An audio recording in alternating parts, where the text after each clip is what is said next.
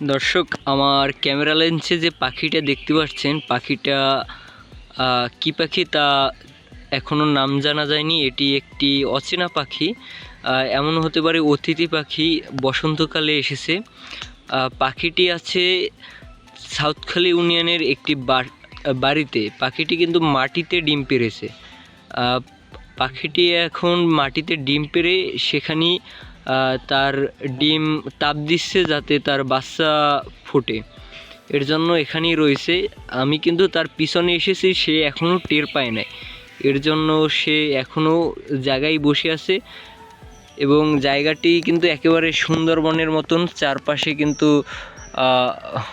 বাগান, তারপর ঝোপঝাড়, এমন একটা এলাকা। এটা কিন্তু সুন্দরবনের পাশেই গাবতলা গ্রামে রয়েছে আমি এখন বর্তমানে। পাখিটি দেখতে কিন্তু অপরূপ সৌন্দর্য, একেবারে পাতার মতন দেখাচ্ছে। আপনারা দেখতে পাচ্ছেন এই মাত্রই উড়ে গেল পাখিটি, সে উড়ে ওই দিক গেল এবং এখানে দুটি ডিম রয়েছে। ডিম দুটির কালার কিন্তু একটু অন্য রকমের। সে যখন বুঝতে পারলো আমি তার ভিডিও করছি তখন সে উড়ে গেল এবং ডিম দুটি দেখেন, ডিম দুটি কমলা কালারের, তার গায়ের কালারেরই। বোঝা যাচ্ছে না এটা কী পাখি।